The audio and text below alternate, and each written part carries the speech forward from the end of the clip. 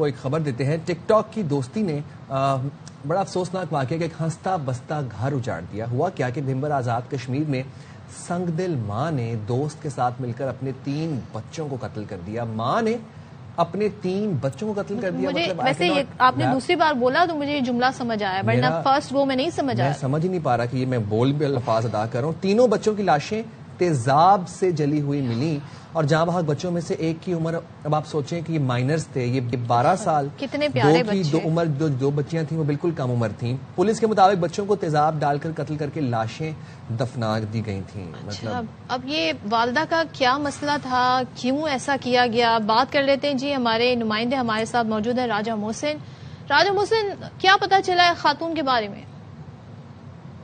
صدف اور سائم، سب سے پہلے میں اس واقعے کی جو ہے وہ میرے پاس ایسے الفاظ نہیں ہے کہ میں کوئی بیان کر سکوں کہ دل جو ہے بہت ہی رنجیدہ، اور سچی بات ہے کہ زمین نہ پھٹی اور نہ آسمان گرا، مگر انسانیت ایک بار پھر سرائے عالمگیر سے بھمبر تک جو ہے وہ شرمسار ہو کر رہ گئی۔ ٹک ٹاک پر ہونے والی ایک دوستی نے ہنستا بستا گھر اجاڑ دیا اور ماں کے 3 معصوم زندگیاں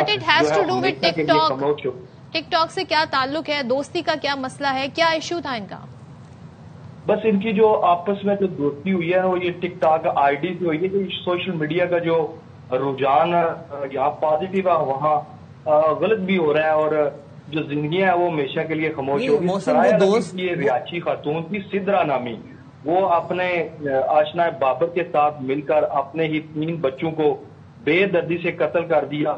خاتون نے اپنے شوہر رضوان اقبال کو چھوڑ کر بچوں سمیت بھمبر آزاد کشمیر کا ایک گاؤں ہے کشت ناصر، وہاں آ کر آشنا بابر کے ساتھ رہنے لگی۔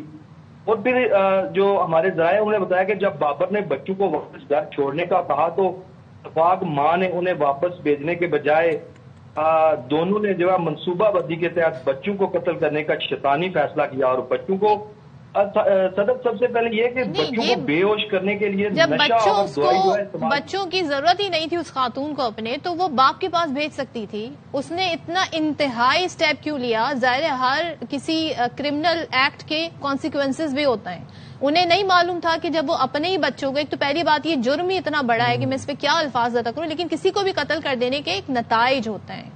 یہاں تک کیوں پہنچے یہ لوگ؟ دیکھیں نا، انہوں نے یہ ڈی پی او صاحب بھی لائن پہ ہوں گے، یہی آپ کو اس پہ انہوں نے تفتیش کی ہے، دونوں ملزمان جو ہے وہ ان کے حراست میں ہیں، لیکن انہیں کیا گیا کہ نشہ آور دوائی استعمال کی گئی، انہیں پہلے بے ہوش کیا گیا، پھر ان کے اوپر تیزاب ڈالا گیا، اور جو لاشیں ہیں انہیں جلا کر جو ہے وہ دوبارہ جو قریبی نالا تھا اس میں جو ہے وہ دفن کی گئی۔